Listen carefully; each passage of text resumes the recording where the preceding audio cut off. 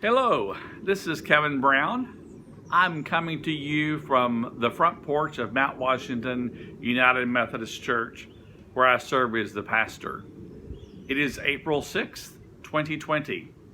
It is Monday of Holy Week, a week that we Christians label as a reminder of the last few days of Jesus' life.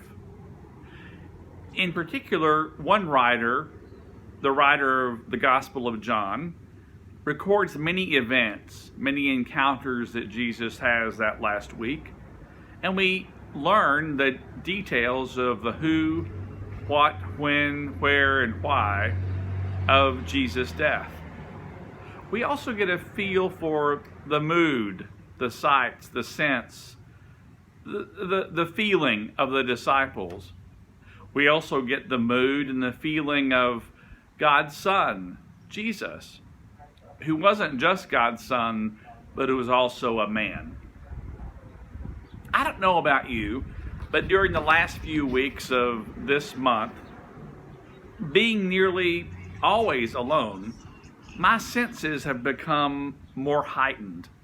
My eyesight is keener, I think.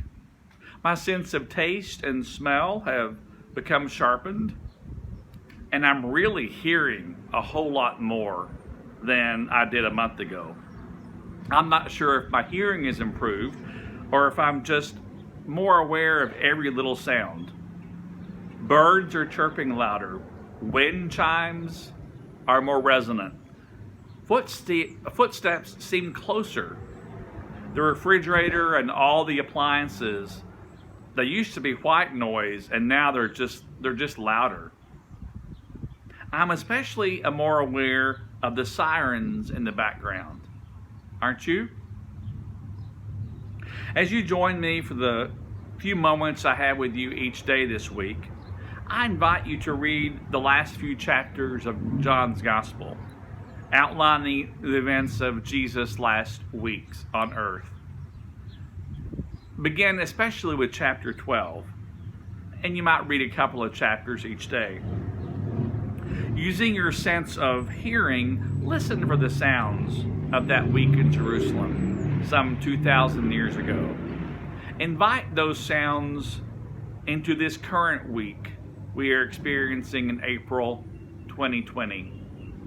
Let's explore the similarities and consider how those events might inform and teach us how to cope with and navigate these difficult days.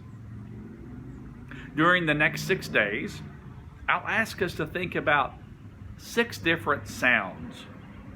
Sounds we might have heard 2,000 years ago and sounds we might hear today.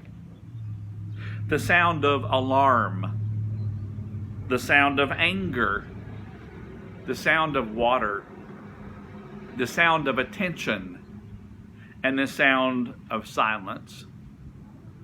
But today, I'd like for us to think about the sound of celebration.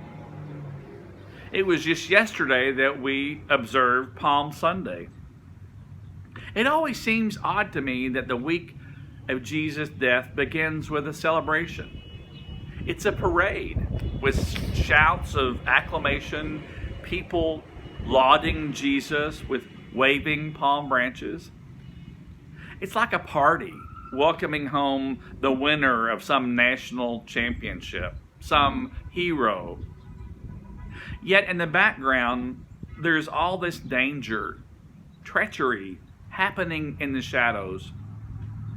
How odd it must have been for Jesus, who knew how the week would turn out for him, to be celebrated.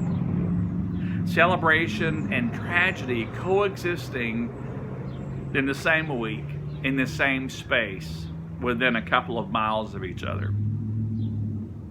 During this past month, we've all been experiencing stress and anxiety and tragedy, the likes of which we've probably never seen before. And during that same time, there have been celebrations, birthdays, anniversaries, reunions. New babies have been born, and loved ones have passed away. Spring has sprung forth Trees have budded, daffodils and tulips have shown their beautiful colors. Celebrations of life and new life have continued. But the difficult events of our world, of our personal lives even, they all bring a new twist to what it even means to celebrate, haven't they? Have you seen the photographs of people pressing their hands and noses up against a window to mouth the words "Happy Birthday" to some loved one on the other side of the glass? Have you seen the image of a funeral, a celebration of life service, with just a handful of people there? What about all of our worship services where there's no one in the building? The pews are empty and I don't hear anybody rustling. No baby is crying. No one getting up to use the restroom.